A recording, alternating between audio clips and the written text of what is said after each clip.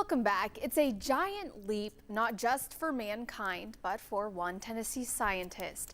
NASA selected a Tennessee Tech professor to help guide the return to the moon in 2028 through the Artemis missions. The news came just days before the latest launch, reigniting excitement across the globe. 10 News reporter Alana Mutnick explains how this hometown connection is reaching the moon. Alana.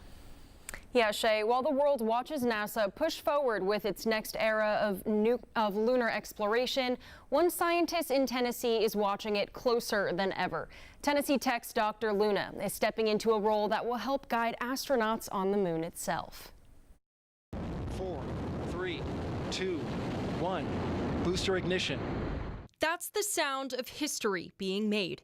For the first time in over 50 years, crews are heading back to the moon in multiple phases. I was selected to be a participating scientist on the first lunar landed mission for the Artemis program. That's Dr. Jeannette Luna, picked from a pool of nearly 200. It's really an incredible honor to be one of the 10. The highly selective group supports the agency's mission to land astronauts near the moon's south pole. I'll be focused on is providing maps for the crew and for the science teams to understand, where they're going and what the context is. The mission she is a part of is slated for 2028 and will mark the first human exploration on the lunar surface since the Apollo program. We've spent 50 years studying the Apollo samples, and we're all really excited to bring back some Artemis samples. It's a global mission gaining national attention. And I just kind of envision that moment where we'll get to see in the lab the samples that get brought back and how incredible that is that you're holding a piece of,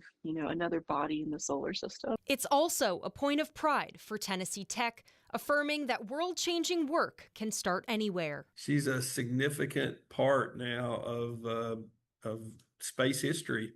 I know that's something she's dreamed about for a long time. The dreamer agrees and says the sky has always been the limit. I started in my own backyard. I had a little telescope that my parents got for me as a kid, and I was looking up at the stars. And, I had these dreams that someday I would do some kind of incredible science with that. And here I am.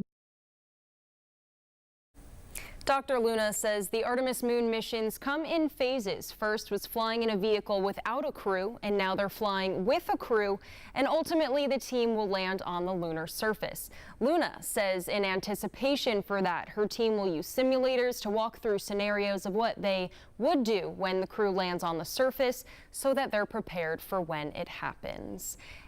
All right, Alana, what a neat story. Thank you so much.